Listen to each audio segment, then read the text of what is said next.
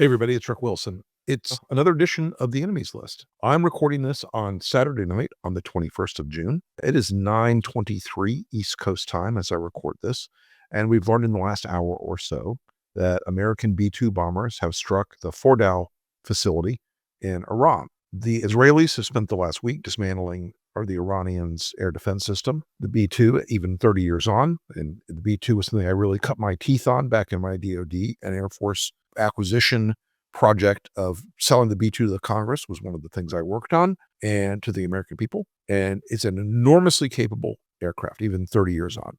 It is a piece of science fiction. It's even today. It looks like they use the massive ordnance penetrator weapon, which is a very sophisticated piece of engineering that is able to, as it says, penetrate deep into the earth to hit Fordow, one of the primary locations of the Iranian nuclear weapons facility for the enrichment of their fissile materials for their weapons. And I'll say this, the two men, or a man and a woman, or two women, who knows what the composition is, because they're pilots of everything, and fuck you for thinking DEI is real, MAGAs. They had a long haul, either from Guam or from Missouri, Air Force Base called Whiteman in Missouri, or from Diego Garcia. Not sure where they staged from yet. We still have a lot of uncertainties. But they had a long night. They put themselves in terrible danger. Because even now, the Iranians can still throw a lot of dumb, stuff up in the air. Their more sophisticated air defense systems are down. But here's the story. The enemy in the room right now is triumphalism. Now, we're seeing it displayed mostly among Trump's fans. Now, I said this the other day, that this alleged MAGA divide over striking Iran would instantly fall apart. I said that the divide was always going to be about the elites of the MAGA influencer class, not the grassroots. We're seeing it as I speak. We're watching Twitter scroll by with Donald Trump's a genius. He's Sun Tzu. He's the great. Okay, guys, let me just blow a whistle here for a second. There's a single lesson of war, and that is that the only easy day was yesterday. I'm glad we struck those facilities. I don't want them to have a nuclear weapon. The problem we have now is Israel had essentially decapitated an awful lot of the Iranian leadership, dismantled a lot of Iran's air defense systems, destroyed a lot of Iran's air force, destroyed a lot of its ability to wage war, at least in the region. I fear now that we have opened a door. I have been around two conflicts in the Gulf. We've seen them. The first one was executed during Operation Desert Storm in a way that was bounded, carefully defined. It went to a certain point. That point was not Baghdad. And at the time, by the way, as a young, fiery guy, I disagreed with that decision. But in the end, in the fullness of time, it was the absolute right call. Here's the problem. I don't think the Iranians are going to nuke us. They don't have a weapon. Probably a lot more difficult as of tonight. The Israelis had already whacked a bunch of the senior nuclear scientists working for Iran. They'd broken up a lot of the infrastructure that would have made a weapon system possible. Now, as a quick aside, building a nuclear weapon, there's an easy part and a hard part. The easy part is the device itself, the gadget, the thing. It's an electromechanical system. It is well understood how to build one. It's not a secret. The difficult part is getting the fissile materials of a sufficiently enriched degree to use in the weapon, either plutonium or enriched uranium. We don't know where Iran stood in that. We know they had enriched some material to 60% or so. We don't know where that is. We don't know if we hit that tonight. We don't know if any of it's up in the atmosphere. I will tell you, though, that two specialized Air Force aircraft, the WC-135s, are up in the air tonight. And what they do is they go up on pretty high altitudes and they sniff for radiation, radioactive material, and fallout. So we may have opened a door tonight that moves the escalation curve up. The problem right now, until the Iranian regime collapses, inshallah, is that they get a vote.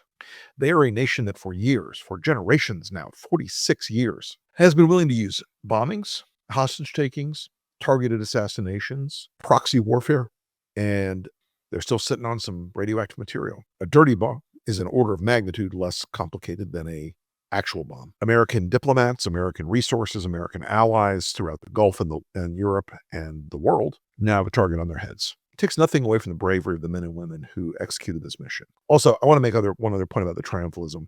Do not for one moment buy any bullshit from the MAGA world that Trump came up with this genius plan to bomb Florida. There was an op plan and a con plan sitting on a shelf. It's been in there for years. It's been revised 100 times. This was not something that sprang from Donald Trump's military intellect. It takes nothing away from the courage of those men and women who executed this strike. It takes nothing away from the courage of the men and women who supported this strike, because moving those bombers takes a lot of tankers. There was probably a lot of fighter cover up tonight in at least over Saudi and the Gulf states to do a quick jump over the Persian Gulf into Iran if necessary. America's men and women in uniform consistently perform at this kind of level. It's expected, but in some ways it's not as understood as it should be. This is the finest military in the world by an order of magnitude. Nothing else comes close. We're not so great at asymmetric warfare. My big concern is that the triumphalism is going to lead people to beat their chests and go, it's all over now. It's all over. Wrap it up. We're done. Here's the problem, guys. Much as I love air power, and I do love air power doesn't take or hold territory. It doesn't bring about regime change.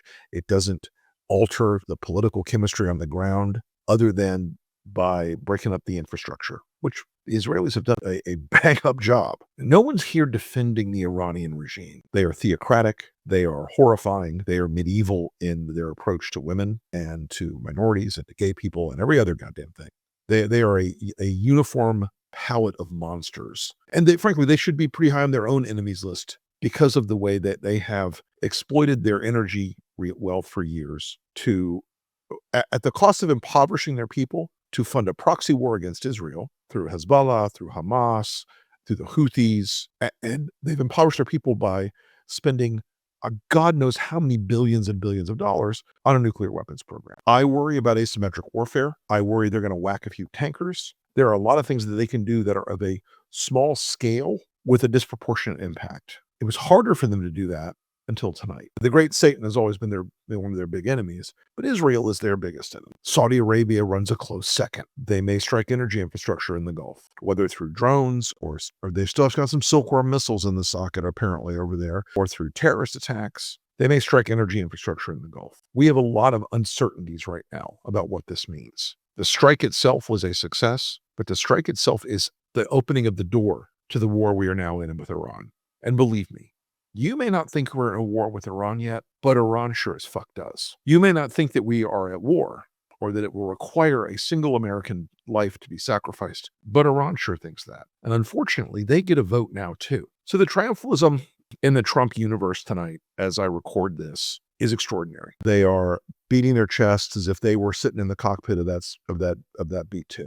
They were beating their chests as if they planned the entire thing. Triumphalism is a very bad disease. Mission accomplished, QED. Triumphalism is the handmaiden to tragedy. And I fear that we have opened a door tonight where Trump's ego, the ability of people like Netanyahu and others to manipulate Trump, and his raging desire to have something break the negative news chain that he's been stuck in for months now. I think that's tonight. So the triumphalism is at the top of the enemies list tonight. And unfortunately, we don't know yet how this is going to end. We know how it started. We don't know how it's going to end. Thanks, folks. We'll see you next time.